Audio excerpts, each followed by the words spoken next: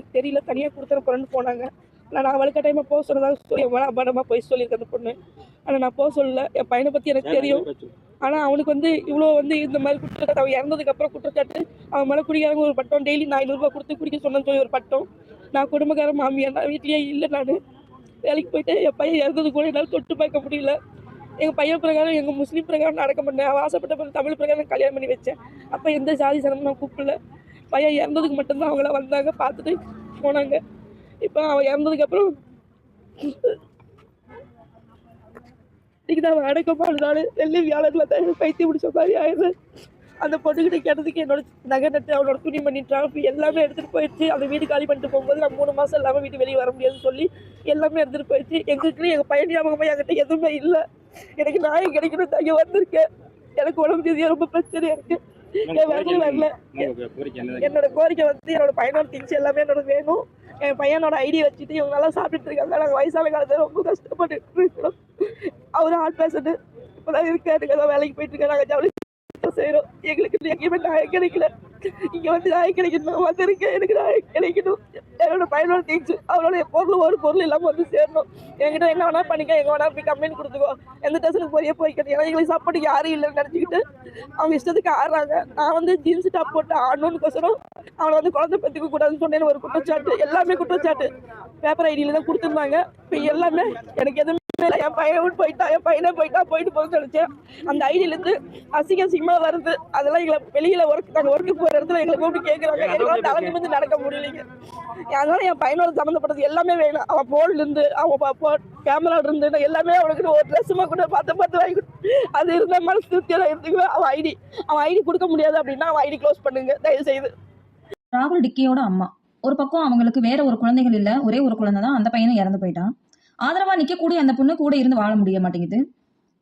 நான் என் பாகத்துல இருந்து சொல்றேன், அந்த பெண் மேல தவறோ அவங்க அம்மா மேல தவறோ எதுவாக கூட இருந்துட்டு போகட்டும். அந்த பையன் இறந்து போயிட்டான். ஒன்னும் கூட நிக்கல.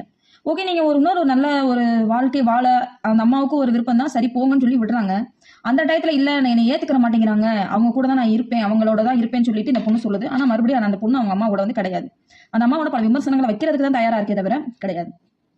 ஓகே, அப்படி நீங்க ஒரு விதத்துல தனியா நீங்க வாழ்ந்தாலும் அந்த பையனோட ஐடியில இருந்து வரக்கூடிய வருமானங்கள்ல சட்டப்படி சரி பகுதி 2 பேருமே பிரிச்சுக்கிறக்கூடிய ஒரு சூழ்நிலை தான் சட்டமே ஒத்துழைக்குது. ஆனா அந்த பொண்ணு அதை செய்யறது கிடையாது. இந்த பொண்ணு ராகுல் டிக்கி ஐடி மட்டுமே யூஸ் பண்ணல, அந்த பொண்ணுக்கு செப்பரேட்டா ஒரு ஐடியை யூஸ் பண்ணிக்கிட்டு இருக்கு. சேம் இந்த பொண்ணுக்கு இதுல இருந்து ப்ரொமோஷன் வருது. நிறைய ப்ரொமோஷன் இந்த பொண்ணோட ஐடியில பண்ணிருக்கு. இந்த இதுல வாங்குற லைக்கை விட, அதாவது ராகுல் டிக்கி ஐடியில வாங்குற லைக்கை விட இந்த பெண்ணோட ஐடியில வாங்கின லைக்குகள் தான் அதிகமா இருக்கு. அப்போ இவங்க ஒரு இம்ப்ரூவ்மெண்ட் ஆயிட்டு இருக்காங்க. அப்படின்னா இப்ப இந்த ஐடி இவங்க கொடுத்துட்டாலும், இவங்க அம்மாவுக்கு ராகுல் டிக்கியோட ஐடியை கொடுத்துட்டாலும் அதுல வரக்கூடிய ப்ரொமோஷன் அவங்க அம்மாவுக்கு ஒன்றும் போக போறது கிடையாது. அந்த பொண்ணுக்கு தான், அந்த பொண்ணுக்காண்டி தானே அந்த ப்ரொமோஷன் எல்லாத்தையும் கொடுக்குறாங்க.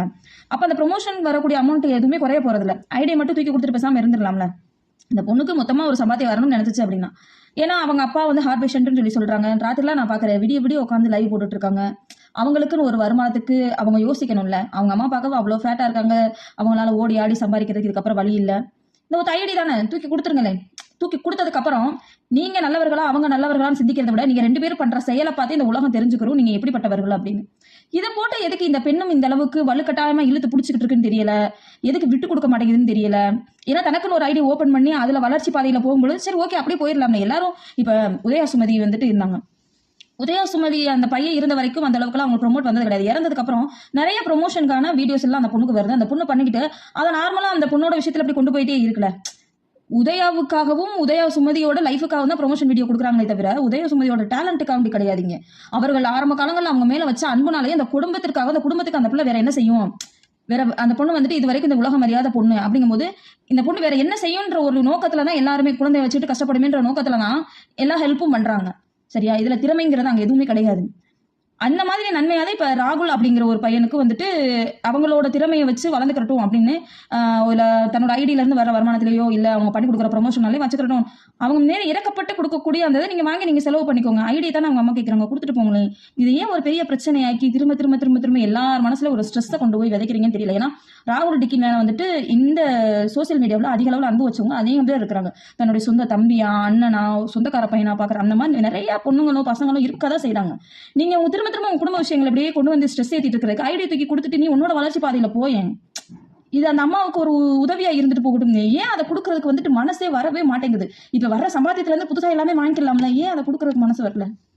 இதை வந்து நீங்க ஒரு பெண்ணோட பார்வையில நீங்க தட்டி கழிக்கிறீங்க, பெண்ணை வந்து தாழ்த்துறீங்கன்னு நீங்க நினைச்சீங்கன்னா அது உங்களோட முட்டாள்தனம். நமக்கு எதுவுமே சோர்ஸ் இல்ல அப்படின்னா தான் நீங்க சொல்றதெல்லாம் நியாயமா இருக்கும். இப்ப எல்லாத்தையும் அந்த பொண்ணு தைரியமா செய்ய ஆரம்பிச்சிருச்சு. அந்த பாதையில இந்த பிள்ளை போகட்டுமே, இவங்க அம்மா அப்பாவை அப்படியே விட்டுற வேண்டியதானே. ஒண்ணு கூட இருக்கணும், இல்லையா அவர் ஒண்ணு அவங்களுக்கு உதவியா கூட இருக்கணும், இல்லையா அவங்களை விட்டு விலகிடணும், பியூரா டோட்டலா விட்டு விலகிடணும். அதுதான் நல்லது, அதுதான் சரியானதும் கூட. விட்ட குறையா தொட்ட குறையா வச்சுக்கிட்டு இருக்கிற எல்லா மக்களையும் முட்டாளாக்கிக்கிட்டே எதுக்கு இவங்க 2 பேரும் உட்காந்துருக்காங்கன்னு தெரியல.